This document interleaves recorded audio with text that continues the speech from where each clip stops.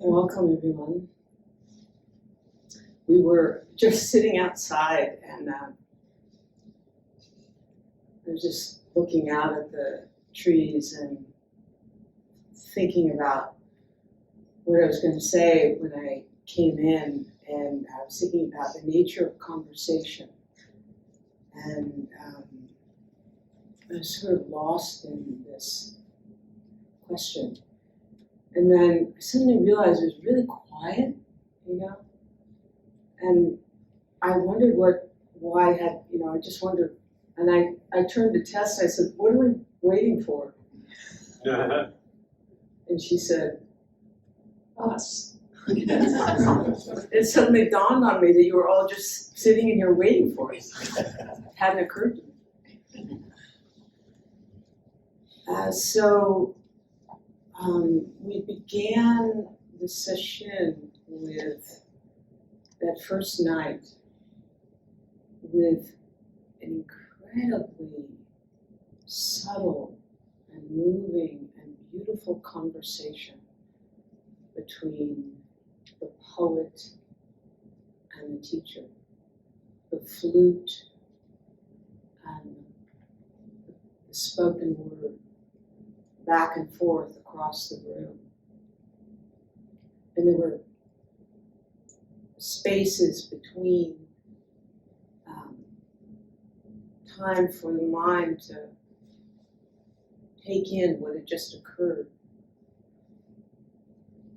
And the image of Indra's net came to me, where I think that's the, conversation is maybe the expression of, the living expression of Zen. And it's the place where both time and being meet. And it's like that place in Indra's net where the living spark of the source of things is appearing. So I thought we're going to have a conversation, okay? Mainly between you and us, but maybe a little bit between the two of us. So I thought I'd read the koan again, and to bring us, like in a novel, with the beginning note and the repetition of that note, and we move through time and being and experience, and gather all the sweetness and sorrows of what we've lived through in these last days, and to come back to that same piece of poetry, and it lives in us in a different way than it did that first night.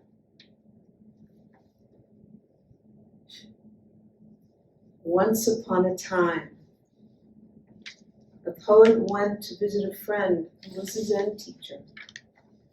And they talked and they had tea. And the poet suddenly asked, "What is Zen anyway?" And the friend said, "Well, there's a classic saying which goes, 'My friends, do you think I'm hiding something from you?' Actually, I'm hiding nothing from you." And Zen is like that.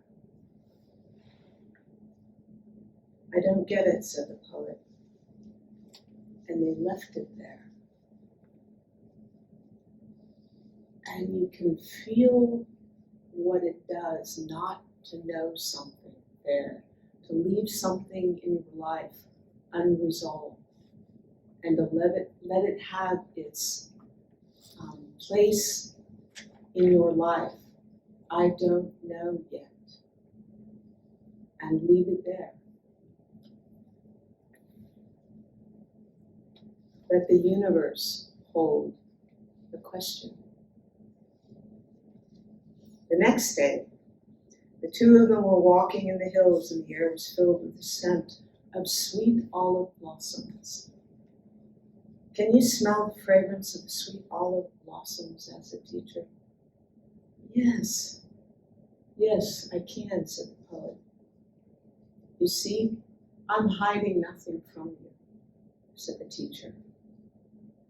And the poet's heart and mind opened, and she wept and was filled with joy, and they left it there.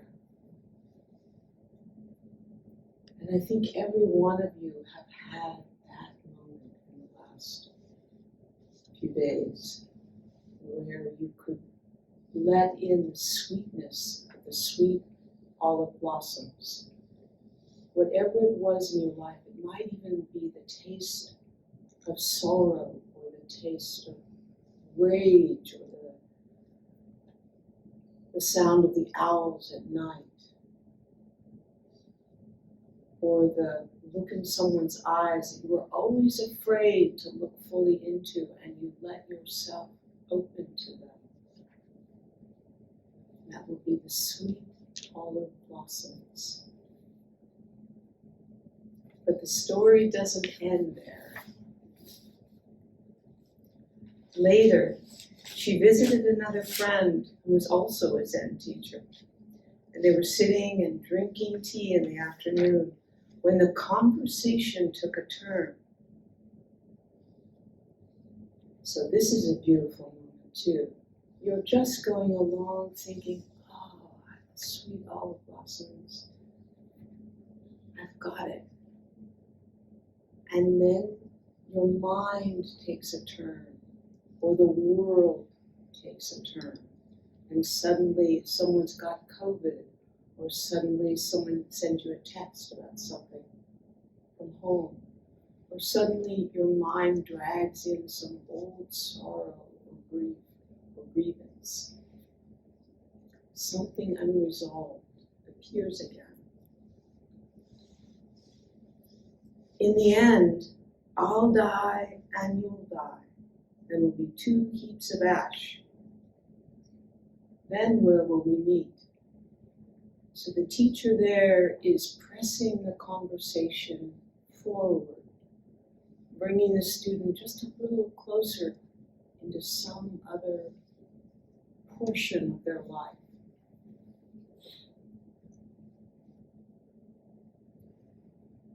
The poet tried to speak, but her tongue stuck in her mouth and she couldn't even remember the question.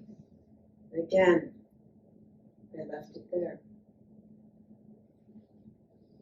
Later, when she was traveling with a party of friends, and during a warm afternoon, she took a nap on a grassy bank. So here the poet has learned in some way in the koan you can feel letting life do more of the unraveling of the troubles and the bringing in of the sweetness. And it's not all up to you. You don't have to do it all yourself. It might even take less effort. It might require you simply to rest.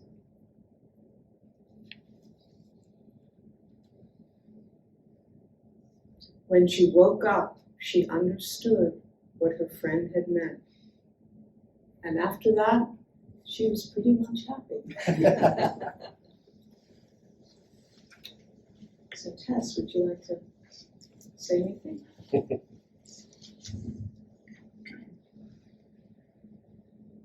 Well, there's something in what you're saying about ripeness. That's what comes to mind. That at any given time, what appears in us is just right for whatever that is to appear. And a story comes to mind. I told it Belinas once, but it comes here, where a friend of mine was at a retreat. And there was a young man, and for some reason she was sitting next to him, and she said, I feel like you need to tell me something. And he said, well, like, where am I from? Or, no, not that. And well, like, and he kept venturing things. You know, that I had a difficult childhood, that I, all these sorts of things. And every time she'd say, no, not that. And finally he ended up confessing to her something that happened to him he'd never told anyone. He'd never her voice out loud. And as soon as she said it, as soon as he said it, she said, "Oh, that's it." And she turned to him and she said, "Your life's going to start to change now. There's a journey ahead of you." And she said, "Don't worry about that part," kind of what you're saying. They left it there. They left it there, and it was time for the universe to start to carry it for a while and see what wanted to come next. And so, and there's something too about, someone told me something recently, that being in this kind of conversation together, having to hear yourself, having to formulate something and say it out loud is, as you said, a deep part of practice. I know this for myself, that there are things I can know, but to have to face what comes out of me that may be more emotional or more, maybe more full of something, or maybe less true, or maybe all those things, but to say it out loud puts it in the creative realm. It takes it out of my certainty about it, or what I can't see about it. And so we just want to hear from you, really. How you're doing, what's been coming up for you, what questions you have. If you have any qualifiers you want to say about that. Well, I think one of the foundations of our school is conversation, and it's there's some way in Dokusan where there's a kind of intensity and almost like a blinding, solitary meaning that has its own place in the practice. And some things can happen particularly there. But there's something about letting it out into a wider field where also we wake up together, where I might express something, and just like in doing the sutras, when someone else said the name, they were saying it for me. And whatever place you walk through for everyone. And they feel some of and experience some of your own awakening. And it's passed through each of us. You're not just doing it for yourself. It's spread out through space and time. And that's a true thing and a beautiful thing to watch in it happening. It's also a long part of the history of Chan, that some of the koans were in, those conversations happened in a large group. And I know they're describing that same occurrence. It was spreading out to everyone in the room.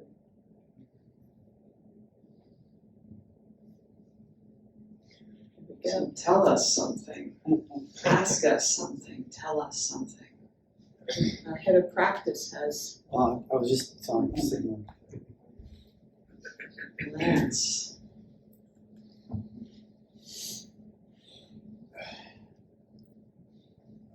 I've been sitting throughout the retreat in an ongoing. Can you bring it closer to your mouth? I've been sitting throughout the retreat in an ongoing conversation with the person sitting to the left of me and the person sitting to the right of me.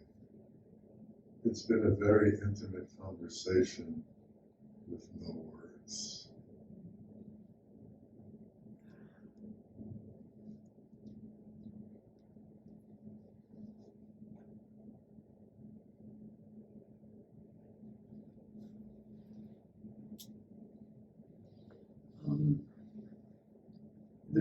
The part of the end of the story here about where will we meet, and then the follow-up, which is the awakening and again, staying happy without actually getting an answer about where we would meet was really kind of interesting to me. I feel like, and this came up in my Dokusan, I was thinking about it particularly this morning, how, well, a couple of things, I'm all nervous. One thing is, I think most of my life, and probably most of everyone's life, I've been looking for a satisfactory explanation. And I've actually been, I think it's fortunate, you can say fortunate, I've had a lot of really good explanations, you know. Some deeply insightful ones. Came across teachers early in my life that, you know, really very good explainers. None of it has resulted in like a good night's sleep. Or maybe a more truthful way of saying it is, when I took in the explanation, to the extent that it was effective in me, it was, I wasn't feeling explained to. But then I would take it on. It became like my convinced explanation was my badge and all that. And then in psychotherapy, a lot of it, as probably people know, is this sort of looking into the factors that compose you and create your strategy and life. You know, the whole cartography of, for me, of my strategic, let's see, sort of strategic, sort of safe strategic cartography of my absences, and so seeing that, you know, pretty clearly, and that seeing that whole cartography or that map or the cause didn't really do anything in terms of the absences. Like, so I was like an insightful absencer, you know. So this morning, I just had, maybe it was a little bit before this morning, I don't know, but I just had that sense of how marvelous it is to not have an explanation. And there's a kind of humor to it. And it was just a gentle humor that felt a little bit like, somewhat correspond to the sense of being happy.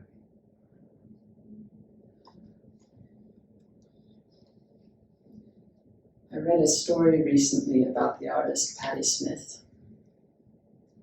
And when she was a very little girl, her mother took her to the park.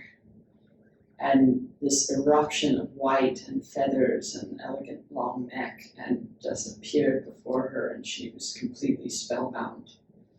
And she looked at her mother and pointed, and her mother said, "Swan." And she tried to say it herself and was completely unsatisfied. That she had this, like, how could this be swan? And it started off a whole, like, it kicked off a whole intrigue of not only what is this, but how do I actually capture it? How do I even begin to relate to it? That kind of, and so even one word explanation just doesn't, so it sounds like you're getting some taste of feathers and neck and eruption.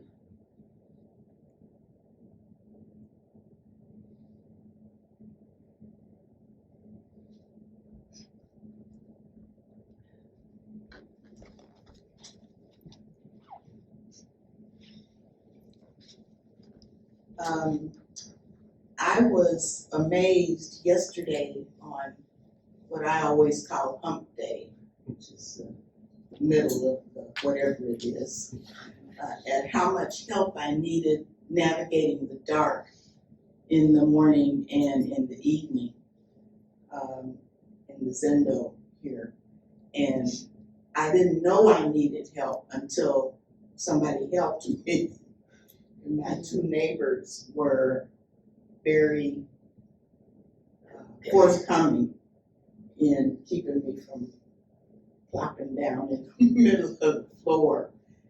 And what got me about it was just the amazement of noticing that I needed help. I wasn't embarrassed. I wasn't defensive. I was just amazed to notice that I needed help when the help came forth. So I thought that was interesting not to know until it was there. So.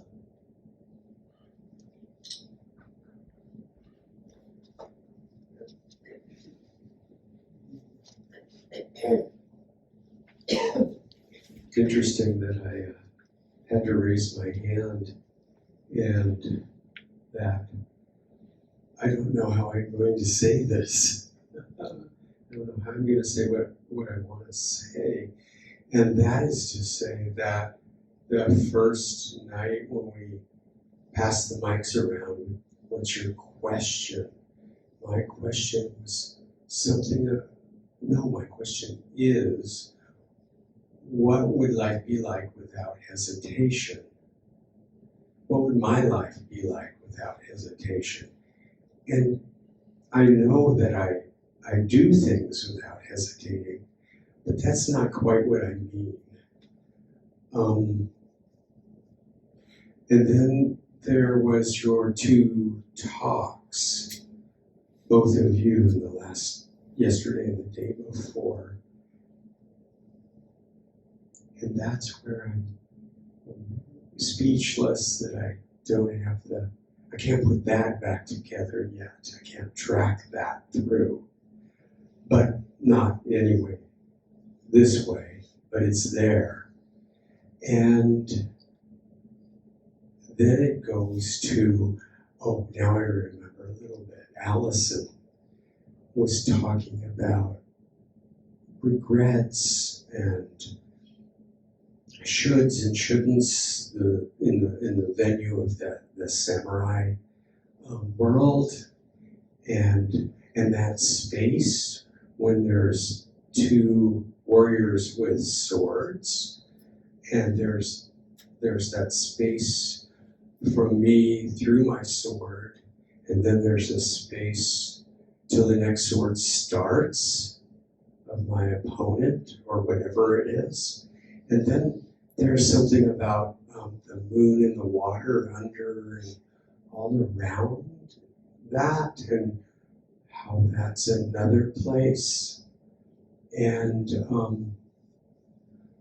this morning I was sitting in the library looking out at that tree that is turning all these reds, and I've been watching it turn more and more red every day. And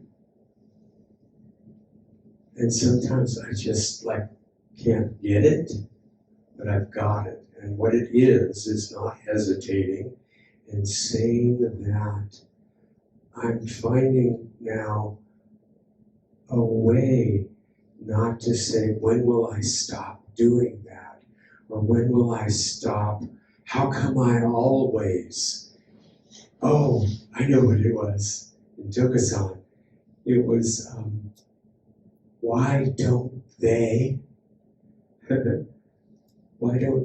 walk in Kinhin in more military lines? They're so round. I want to be straight, and they don't do it right. And I held that, and then I go, oh, well, it's not so bad to do a round turn. That's a different kind of turn. And anyway, I think I'm turning, and I'm turning so that blame and self-doubt and hesitation, there can be more space around, and pause. There can be more space around, and the blame can, in Sesshin, I can see how much of my life I spend blaming others or myself for not doing something right. It's just like wall to wall, and you can't notice that unless you're in here. And then you go, oh my God, that's devastating because there's so much of it. But oh, now there's that's also it. That's the not hesitating, the letting that be and not trying to make it go away. Yeah, the scent of sweet olive blossoms. They shouldn't be doing kinhin that way. The timekeeper actually came in and told me a secret story about what she was doing, which I found incredibly amusing, and I hadn't noticed, that she was taking us and she was making a giant move. So she said, we did the U over there, and then we're doing the M here. Yeah, no military lines there.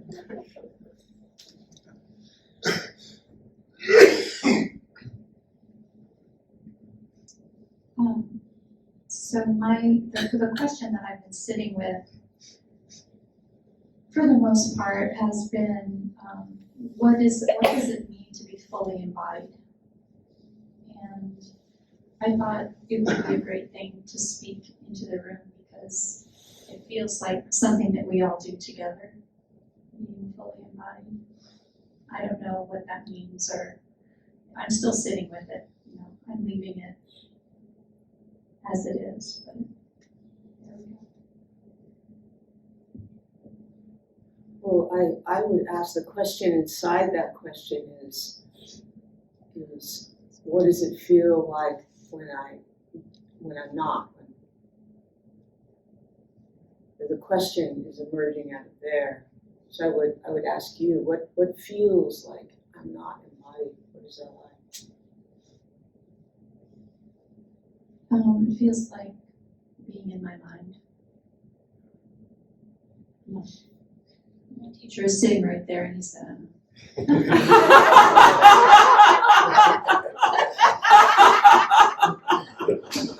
We have plants in the audience here. Try it again. what does it feel like to not be fully embodied? To be partially here, to not risk. That's been something that's been coming up too. Like I'm risk averse, which means, you know, I'm carefully, no, that's not it either.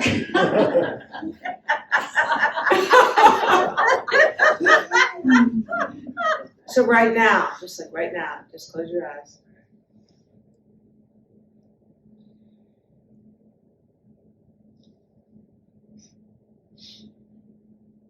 I feel like I don't even know what the question means, or to be embodied or not to be embodied. You know, like I don't have a starting point.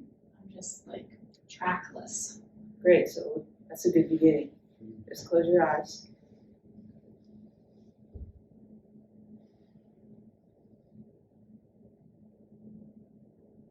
And feel into your own body. And let the body speak. My body is sort of like hyped up and on alert, just kind of like aware and energized because I have a microphone.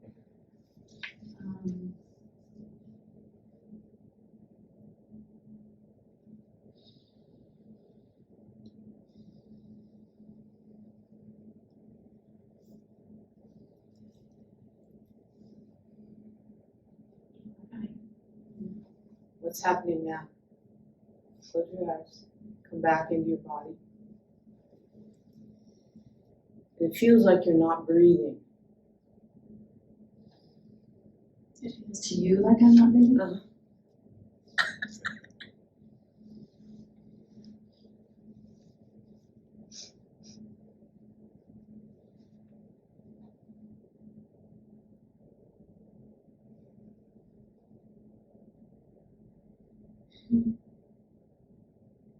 Yeah, it's shallow breath.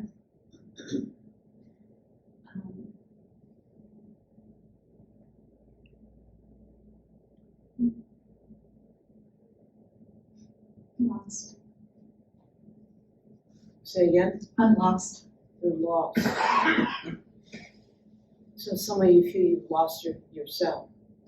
Well, no, that's a mental thing. But like my body's just, I feel it humming. I feel the chair underneath me. I feel my feet on the cushion. And how about the emotional body? It's sort of anticipatory. Is that an emotion?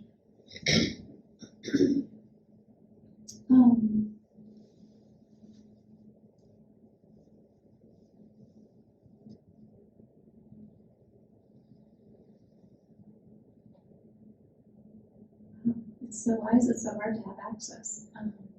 That's it. It's hard to have access. That's what you're having.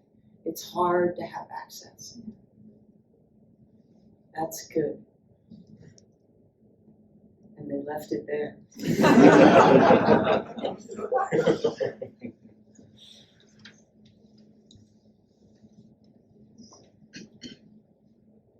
I felt gifted the other day for just a second. I think it was on Thursday.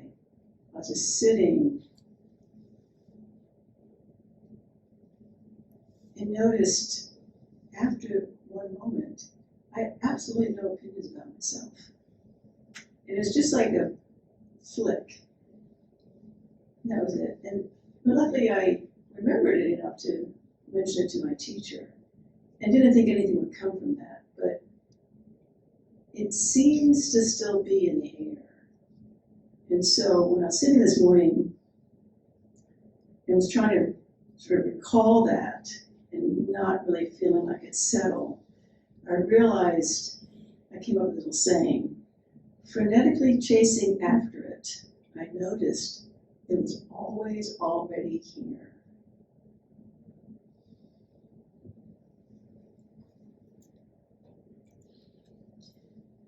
Banke, who we talked about a little last night, the way that he formulated his initial understanding was that everything is already resolved in the unborn, was his phrasing of it. And what he saw as the impediment that he said over and over and over to people was, his term was self-partiality. That we're partial to ourselves in some way, one way or another. And that taste, that flick you're talking about is a moment of just no partiality. There's just what's here. And that, in his mind, when that dissolves, and you just start to see clearly. I can see me clearly without worrying about it. I can see other people clearly. I can see the space clearly. And then nothing needs to be resolved. It just is happening. That's cool.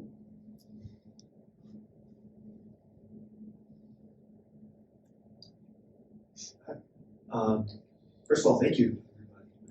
I love you all. It's been great. Seriously. I know this is an intense or heightened version of whatever. My question is, why so much sitting? Why are we meditating so much? If, as you say, the creative realm is in the conversation, no conversation, no Zen, and in the koans, they're usually not like the poet was sitting meditating and then they got it. It's usually more active and dynamic, and the world is out there. She's out there. Why? I like it. I do like the sitting, but why? What are we doing? Like, what's happening?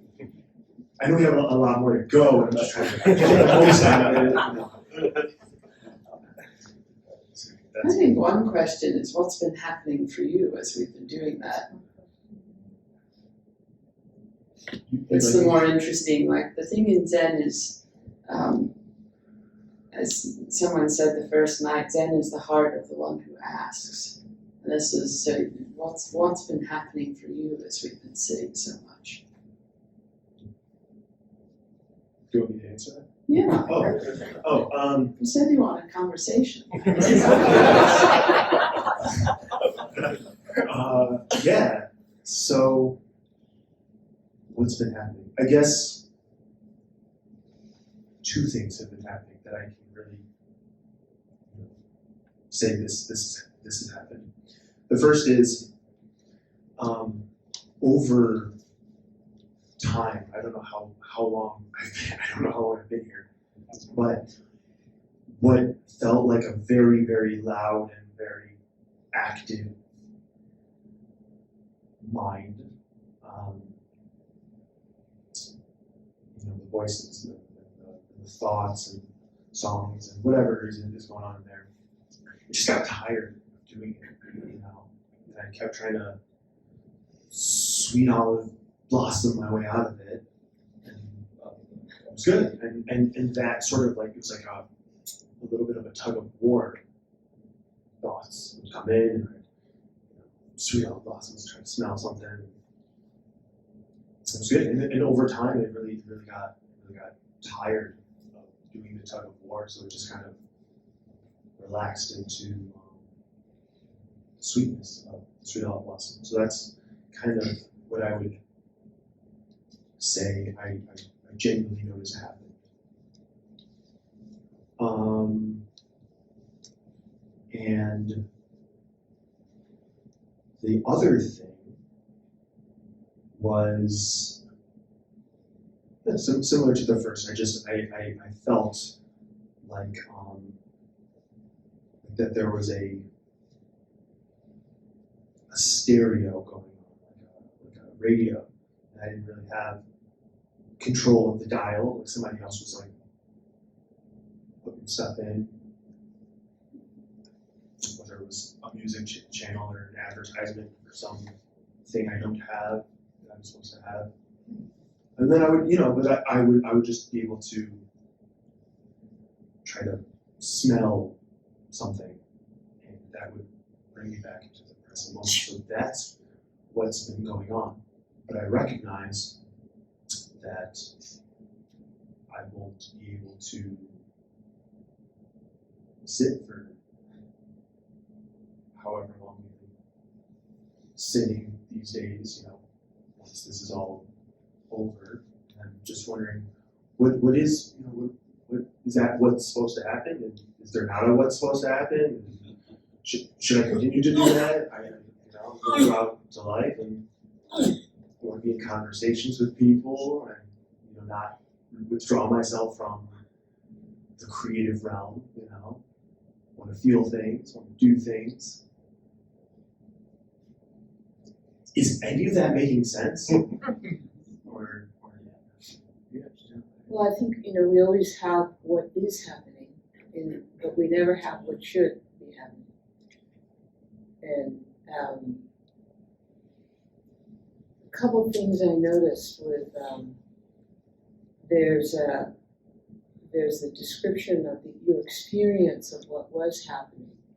And in there was no need to answer the question, why are we sitting? There was just the sitting. And then, but also I could feel like a little bit of sort of bristling against constraints. And that's also a part of, an interesting part of a sesshin where there'll be some kind of constraint. And then where are my objections, I guess, is also a beautiful part of the experience. And I think we'll just leave it at that. Where are my objections?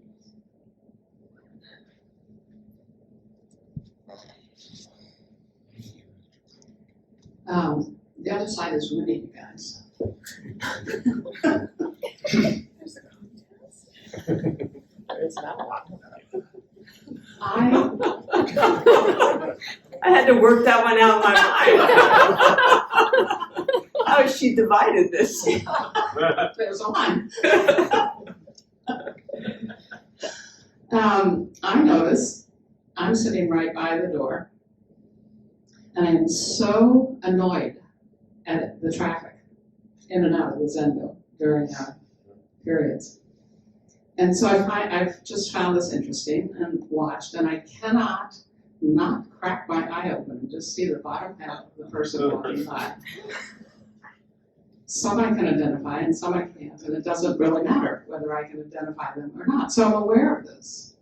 And I thought, okay, I can change seats. It's like, oh God, that feels like the universe cracking open if I change seats. I'm not going to change seats, I'm going to sit with this. And it doesn't diminish.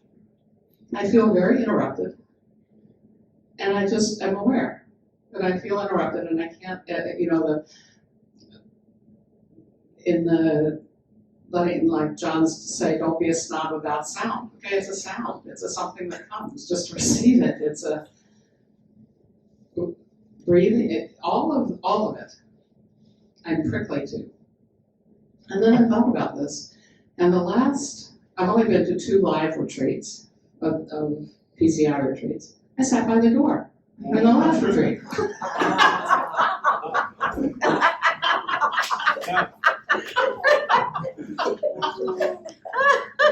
Who chose that chair?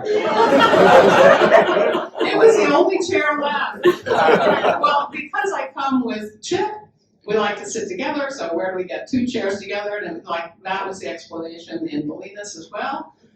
We're late to choosing a seat, and there are only these 2. Oh, it's by the fucking door.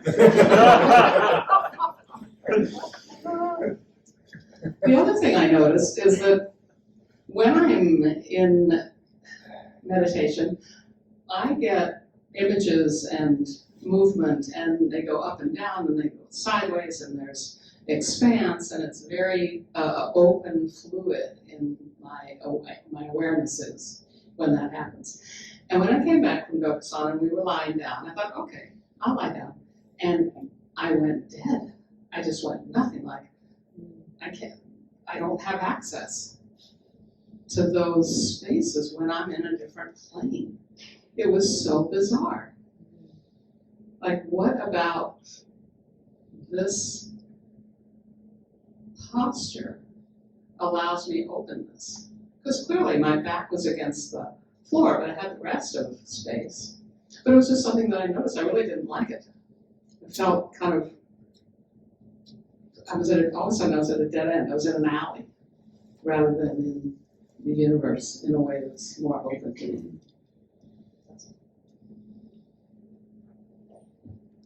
Yeah, those are beautiful discoveries. And simply not to have to resolve them the way you just described them.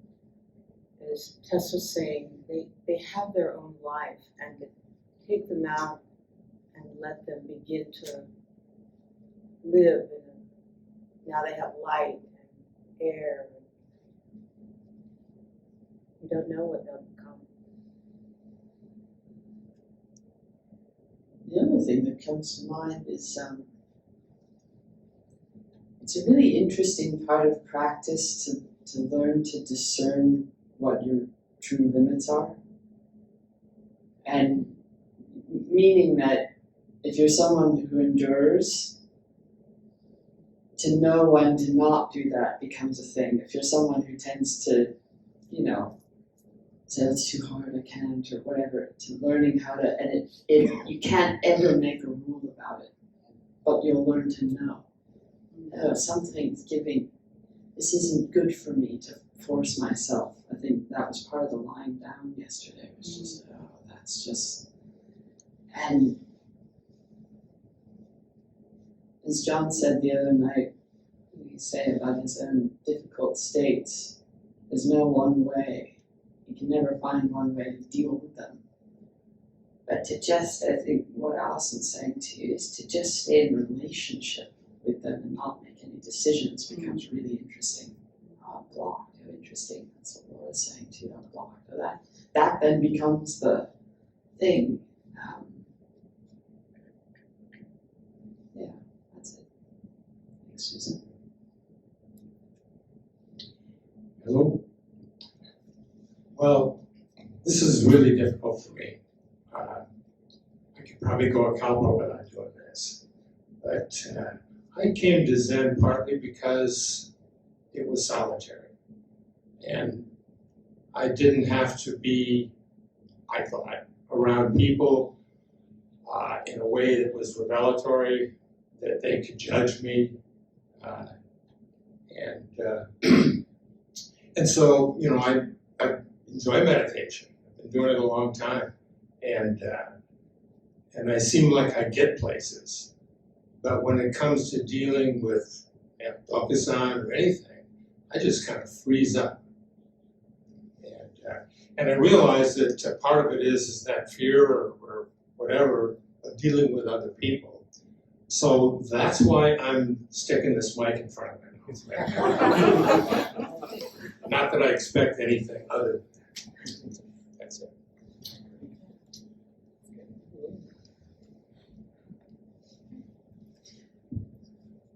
Yes. The first night of Sesshin, A little closer to your mouth. first night of Sesshin, one of the things Tess asked is that we speak a question into the room. And when it came to me, I found myself stating a question, and it just came out, and I didn't really know what I was asking. I didn't really know what the question meant. It's kind of unfolded somewhat over the course of the week, and it's also made me realize that I've had other moments like that I noticed but didn't put any particular significance on. And this time I kind of noticed it, and it just stayed with me. Like, I didn't even know what I was asking. It just kind of came out of my mouth. What does it mean? I don't know. I just know that it wasn't something I thought up, and something or somebody knew what it meant, maybe, but Dan didn't. And I'm finding that really interesting. It's different for me. Different in that I'm noticing that it happened, and it's happened before, and I didn't follow up on those.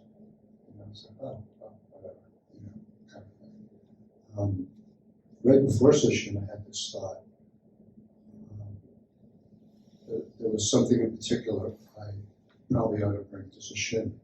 But, I always bring too much stuff. You know, I won't do this now. I really could have used that if I had brought it. So instances like that are kind of what I'm referring to.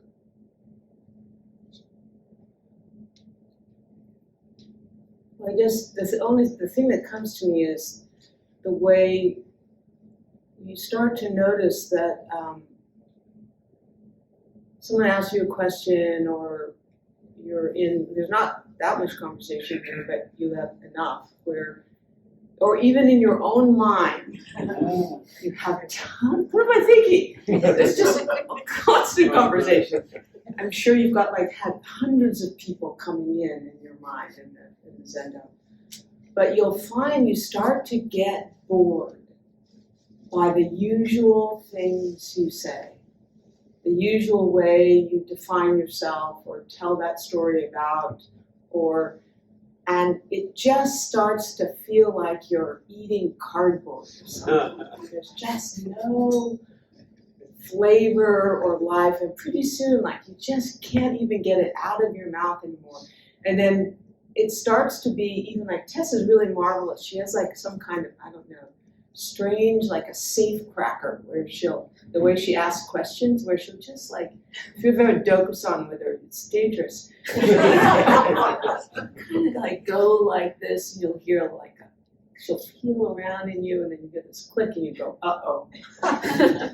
And some place where you hadn't known you had access to or could come into the world is there, and there's such a sense of both risk and like fresh air coming in, some kind of life and light, and that's one of the great joys, both the kind of disgust with the old way. And sometimes I've been in the middle of a sentence and I just can't finish it. It's like, oh, this is just so. So that's a marvelous discovery.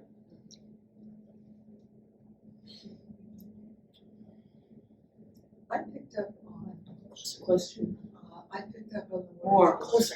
Get even closer. Yes. Tear me down. Yeah. I picked up on the word rest, my little bed that Todd constructed for me back here, which is very unlike me to be open about the need for rest. I'm one of those endurer kind of, I fall on that side of that spectrum. So that felt kind of courageous, and I wasn't sure at all about it until the night before I was coming and my Fitbit died. I like to measure how many steps did I take today. Did I sleep enough hours? Because that's part of what I'm supposed to be doing as I've been moving through illness that began about a year ago, and a lot of rehab to the point that I wasn't sure I'd be able to walk enough to get here. And who is this person who checked the little box on the United thing that said, yes, I'll take a wheelchair? And that person is someone I have not known well. So it's been quite an opening for me.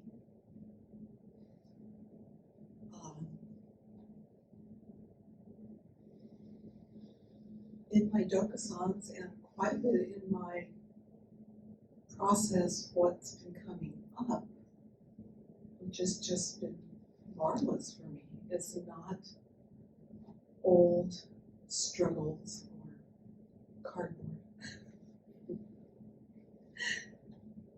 but times across my life when I was very happy, even in a very difficult upbringing, very difficult growing up years. I could feel myself riding on my Schwinn bicycle that I loved beyond all reason, practicing until I could ride it all the way to school with no hands. Mm. Diving in the water, I was on a swim team, and how much I loved that. My father, who was bipolar, who could be very scary, but on the way up, he was a lot of fun. And I had this memory last night of being on a family vacation when I got a little bit silly, which is not usually what I am. And I painted on my toes faces, and I put them up over the side of the bed, and everyone sat on the bed, and people sang when the lead singer was up, and then I sang the refrain. And we all just were falling into laughter. And what a great privilege it was for me to be with my mother at the time of her death, to go with my father to scatter her ashes in her most famous place on the planet, the North Fork of the South Snake River in West Yellowstone, Montana, and watch the bone fragments that were like stars with sunlight coming through them, and the heaviness of the earth part of her into the water. And to be also privileged to be with my dad at the time of his death, and to be at the mortuary to do a witness cremation. He was so terrified of death. I thought it was a great gift to me that I could push the green button and say, you're free now, Dad. Thank you, Meredith. I think what you're speaking to is something so important and beautiful, is that when we have some fixed idea about who we are, then we exclude some portion of our life, and you think we would want that it doesn't support my idea about how things were and who I was and who's at fault, and then to look back and to be able to include the whole amplitude of the experience, and it keeps offering things. It's not fixed. The past is as fluid and alive as the present. It holds the same churning, flowering, and then now it's offering all these bits of your joy and happiness which were hold on. That's just a marvelous discovery.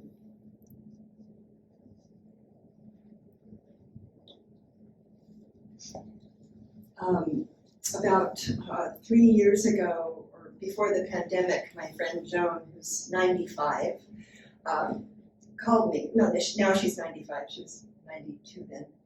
And she said that, she goes, Donna, I think you're going to like this place, PZI. I talked to John Tarrant, and I just love talking to him.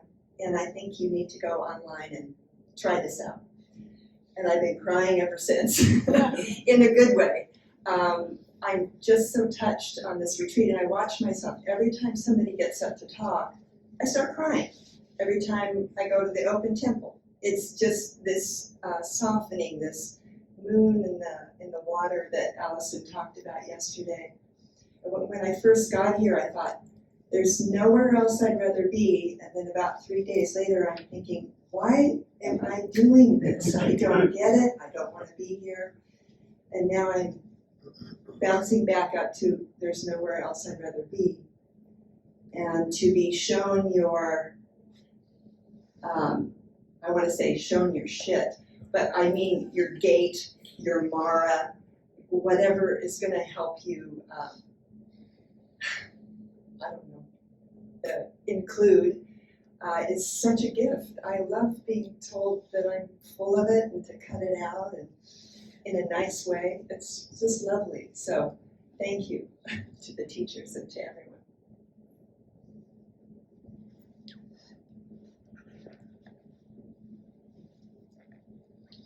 So I've been pretty much all week, the most striking thing I'm noticing are these moments of open or some seeing that's followed by delusion. And it's happening with an amazing rapidity.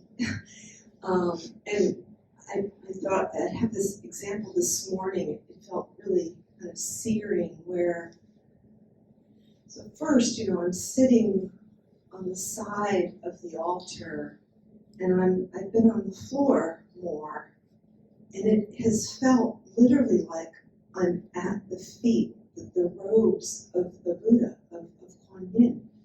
One night, and especially in the early morning and at night, it looked like she tucked them under. I mean, there's just been something so powerful about being at the feet of the altar. And this morning, there was this, some machination about something that I hadn't felt like I could do. And then suddenly what followed it was, my mother is dying. Actually, I think I can't do it, and then one thing too many, and it catapulted me into this, my mother is dying. And I suddenly felt it, and I started crying a little louder than I wanted to, but anyway, I started crying, and really felt like I was feeling it. And then the thought, does Todd see? Will Todd like me now? Followed it, and I could feel everything tighten, and that, and then this, and then I thought of a core koan, true person of no rank, is constantly, and the word constantly I really saw constantly coming and going through the portals of my face. And it literally felt like this flickering candle where I'm wanting to hold the awake, and then the others come. It's not possible, and I'm seeing. So anyway, I'm seeing that, and I'm kind of amazed by how rapid it is.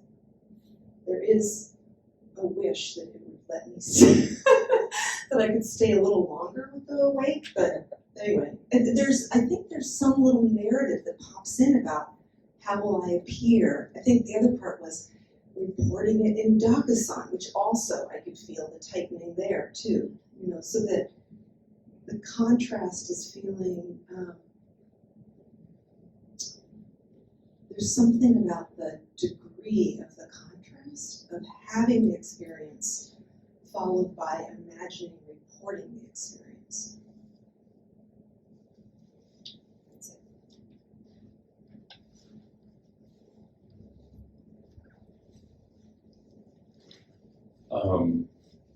Even when these were handed out, I read the koan again, what sort of touched me was I'm hiding nothing from you. And it's been interesting to watch my mind over a period of time. So this is touching me, what is my response? And the response has been changing over the last 15 minutes. I'm not even sure what it is right now. But it started as to tell a story about Harada Roshi when you're going into Dokusan. You can tell by the sound of the footsteps that you're hiding nothing from him.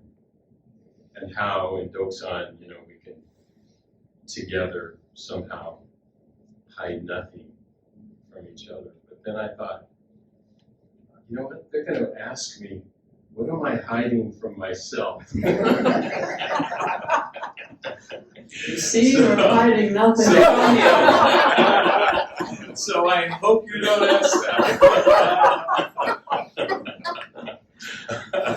But what am I hiding from myself? What am I hiding from myself? Fears of a skippy Dokusan line, fears of a bomb, of a talk or something, or I guess I'm hiding lots. But then, when Allison was talking about feeling fresh, that fresh, and that's that freshness, that freshness. And to say, acceptance, is to say too much. It's fresh.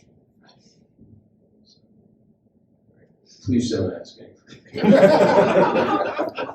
I'll make a comment. I think you're pointing to something really important. And the way it comes to mind to say it is, I only know moment to moment what I'm hiding. Like, there might be big things, but each time, since you said my Dokusan superpower, I'll say yours. Coming in to sit with Allison, she just stares at you.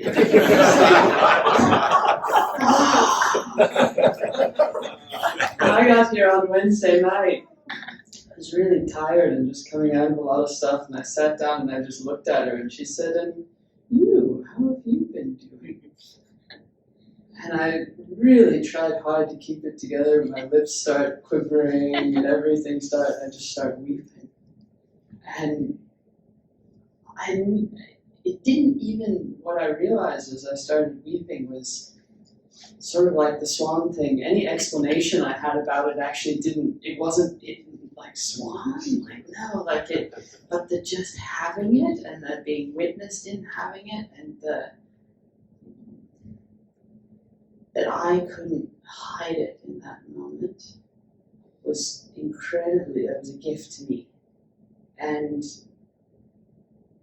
that at any other time it might not be pressing on me so much. And I might even have better explanations about, well, I'm pretty good, but I've been, whatever. But to honor, in a way, just the encounter of what's here. So when I'm sorry, I do have a question. When you say, just when you share this with us, just what's here? Just what's it like? It feels like I'm hiding them, and it feels light and open, free.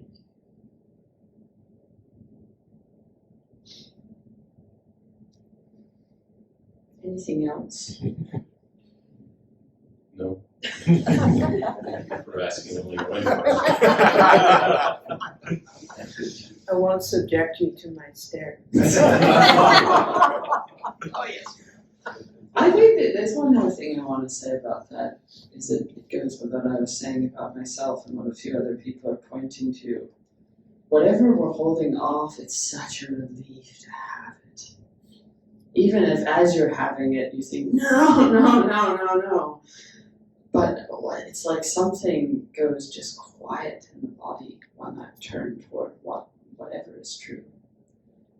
And that ends up being significantly better than whatever whatever my ideas are, and it goes in your category of not excluding anything about who I think I am or what I think my life has been or what it's supposed to mean or, any of those things. Just that purity.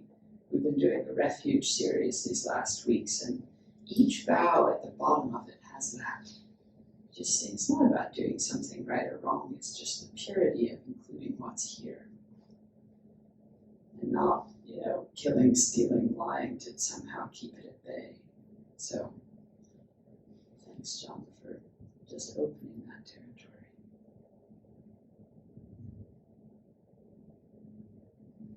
Good morning. Can you hear me with my mask on? Is that all right? Excellent. Thank you. So it's been a long, long time since I've been to a session, at least a couple of decades. Coming back, it's been wonderful. Thank you, everyone, for accepting my nervousness. Accepting really is what I wanted to talk about, how we hide and seek from each other and ourselves. And the thing that came to me when I was here sitting in the inner courtyard was my great-grandmother's house with a fountain, very welcoming and soothing. And I used to hide and seek from her regularly because she had chosen not to do an eye operation and she got blind, but she did everything in her house. And her house was not small, and the kitchen was out on the other side of the living quarters, and she did on a daily basis cook 3 meals a day. But I loved hiding because I knew she couldn't see me. And I would hide in a way that people other than her could not see me either.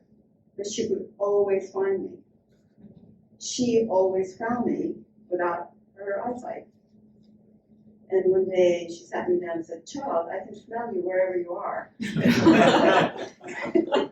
So here's a sense of the sweet almond blossoms, or in her case, the orange blossoms, always finding your way.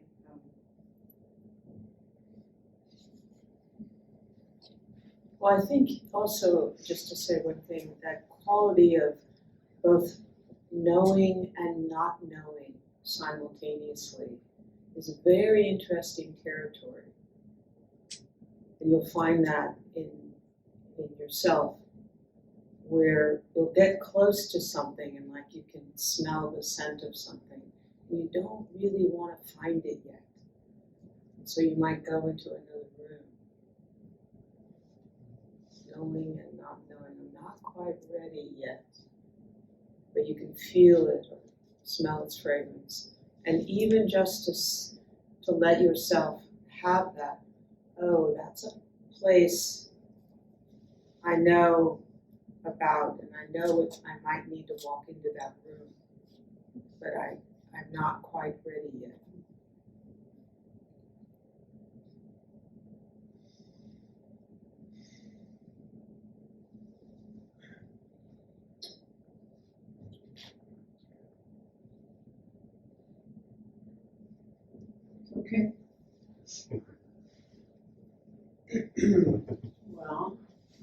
hands are sweaty.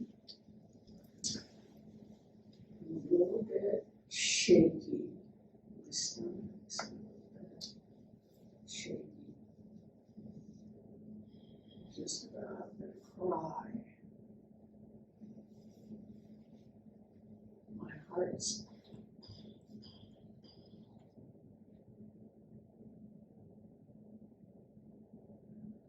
so yeah, yesterday.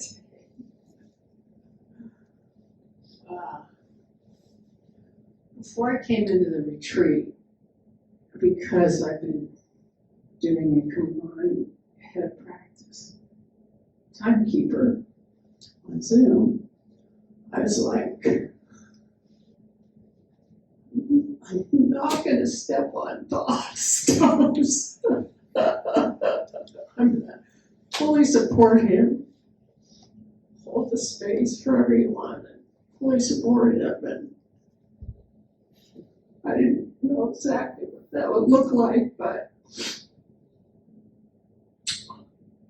I thought I, did. And so yesterday, I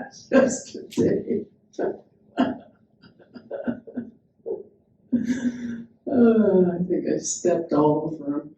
So anyway, I had no idea because I was so excited about what was happening. But afterward, he says to me, everybody's left, and we always check in, and he says to me, thank you. Thank you for triggering all of my dark matter. What did you call it? Thank you for giving me so much material. And I always appreciate direct, like you got something to say it. I like to do the same. So he tells me, and then he tells me his process, and I'm like, did I tell Todd? I really wanted to support you and hold the space for you, and I'm so sorry. And then he just left it. He just left it at that. And I just thought,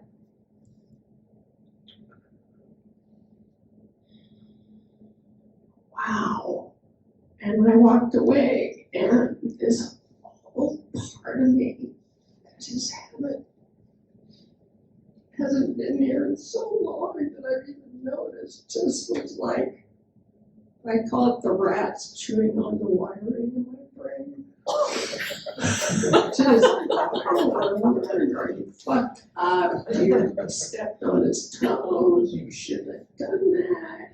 You're a bad person. You're a bad friend. We were snowed in on Turtle Mountain, and how could I do that to him?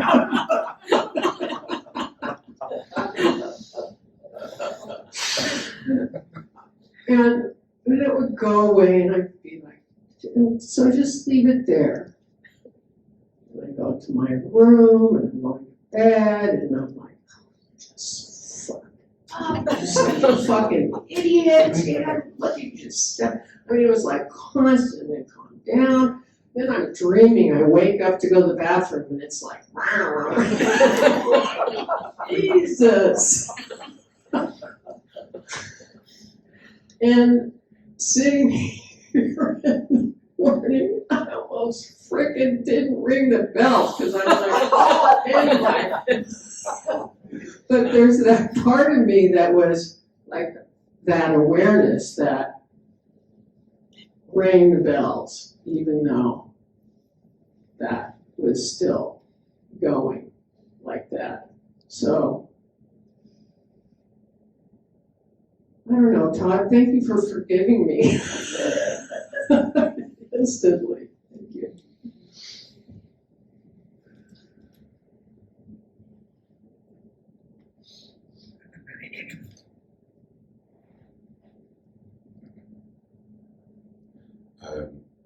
That word conversation that started out at the beginning, I've been sitting with,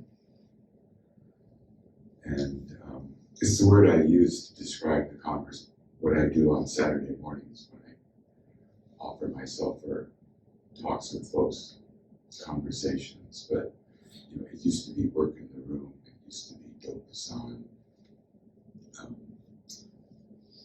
And I wondered about that word conversation, so I looked into it etymologically. I kind of like to do that. And I don't know if this is the correct etymology, but what I took away was that a conversation is turning the light and word together. There's the con, which is together, and that versation is turning. So it's like turning together, turning the light together.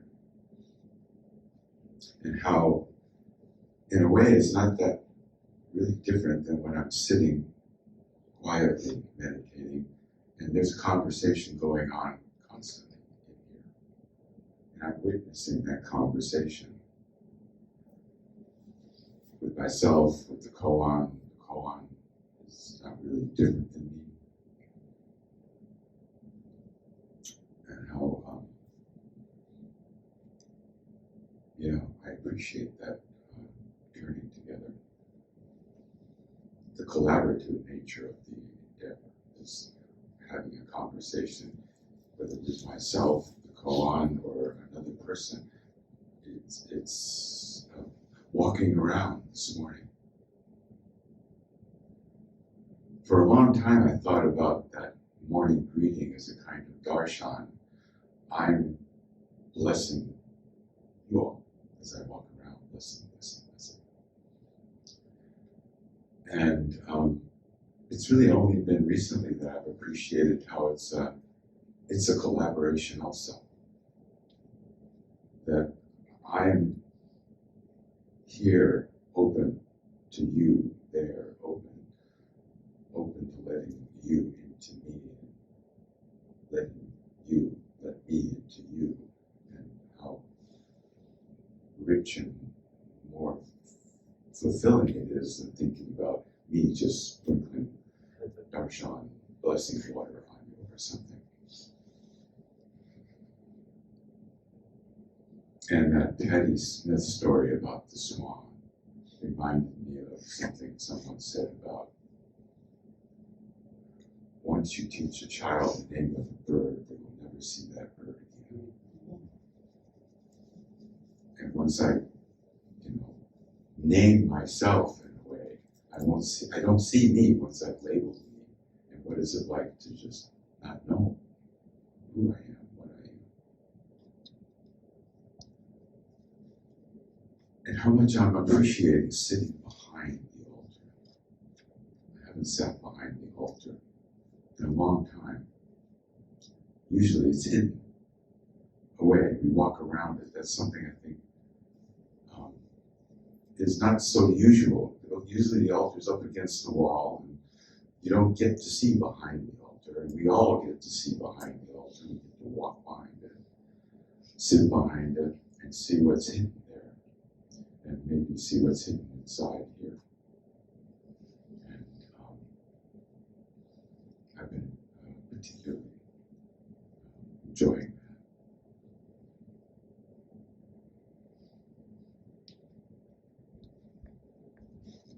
Well, one thing to say about that, about the Kenten, the morning greeting, that any kind of meeting, whether with a tree or something in myself or something in the world, that if I'm open, that there's a risk, because I don't know what will happen. I don't know what will come from them, and I don't know what I'll be after the encounter. That if I'm open, it'll alter forever what this is. And the risk is really, I think, to that nothing will be the same from this moment. I can't hold the idea of who I am, how things are. And I think that's the real risk of intimacy of any kind. Moon on water. That space. Not just what you're saying. Yeah. That feels that space to me. Intimate. So I think at the beginning of this retreat, I said, I just had so many questions, so many uncertainties, and I was trying to see into the source of all those, and maybe that would help them go away. And in one of the doksans, it was kindly pointed out to me that I was sort of just in my own mind. I was deprecating my own mind. And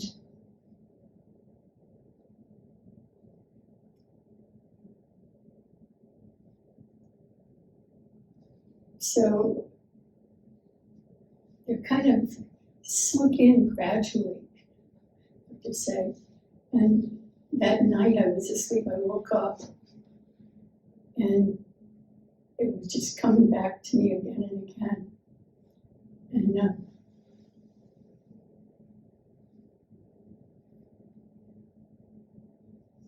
yeah, I am doing that. And somehow, it wasn't only me, but it was everybody. It was incredible in what they were.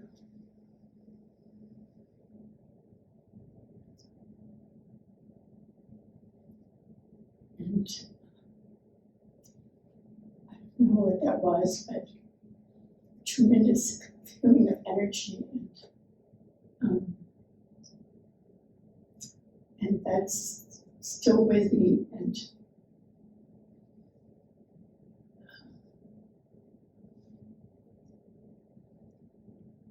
there seems to be a balance, a harmony, a correlation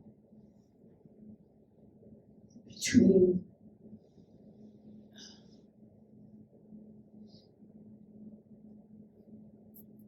all the things and the room for all the things, and it's okay the way it is.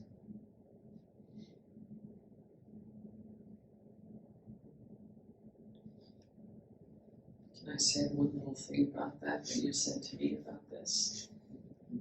Amaryllis came in to see me yesterday and said a little bit about this. She said, even delusions, aren't they a miracle that they appear, that this mind, that everything, that isn't every single part, isn't it amazing? I said, yes. I felt like I sort of got to be in your fiery torrent of prajna the afternoon.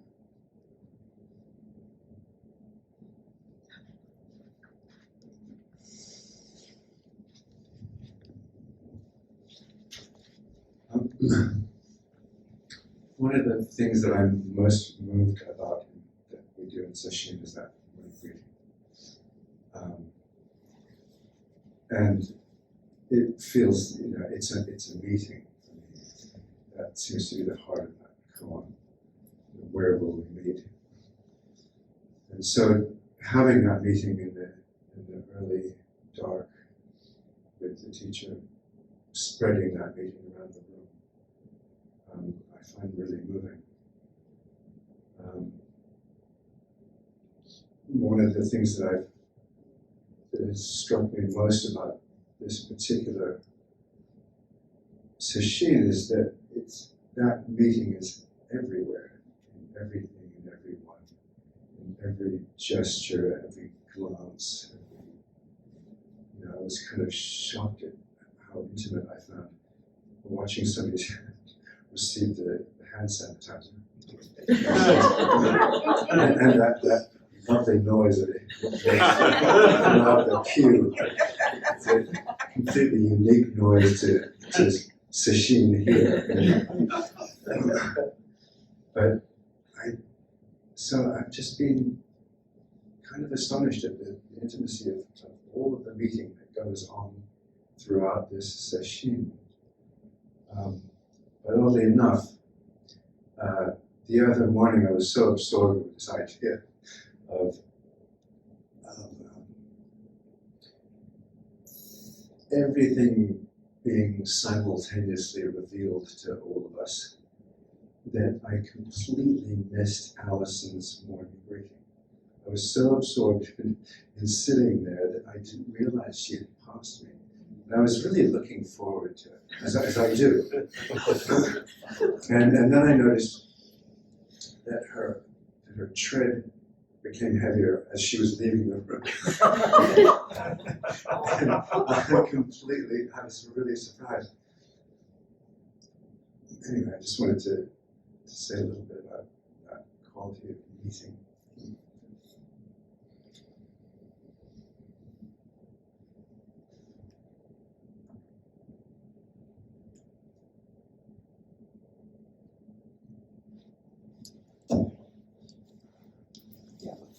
This is my fourth session with PGI, not counting the 3-day over on Bolinas.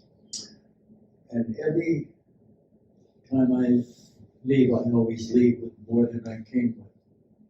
It's been just a steady progression for me. Wonderful experience, wonderful people.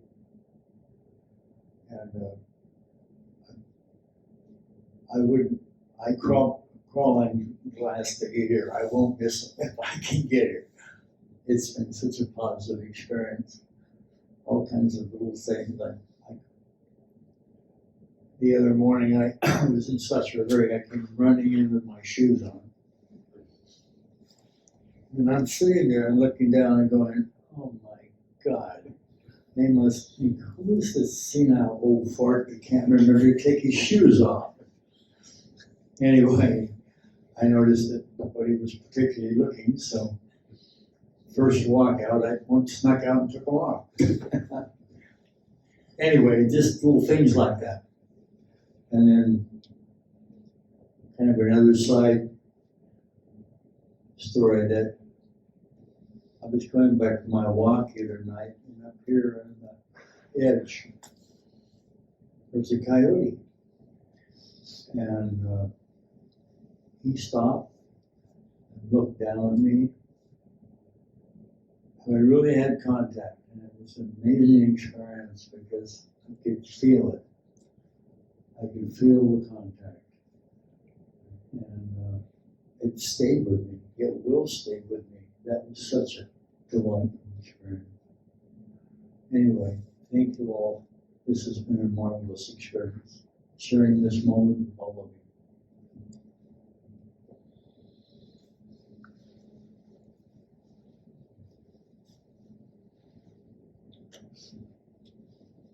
Word from our sponsor. This is and continues to be an experience. I remember when my early session, people were like, we've still got a day to go. You can get enlightened this session. When I was a head practice, we'd be yelling, things like that. And it was kind of exciting, but sort of got old eventually. But I just want to say, we're in the middle of it. So don't just because you're reflecting on the week, there's like about an eon to go. And we're in it, and it's still alive, and I can just feel the joy of that, the expansion of that in my heart. And just looking at your faces is how that darshan, recognition is happening now. So your sponsor has spoken.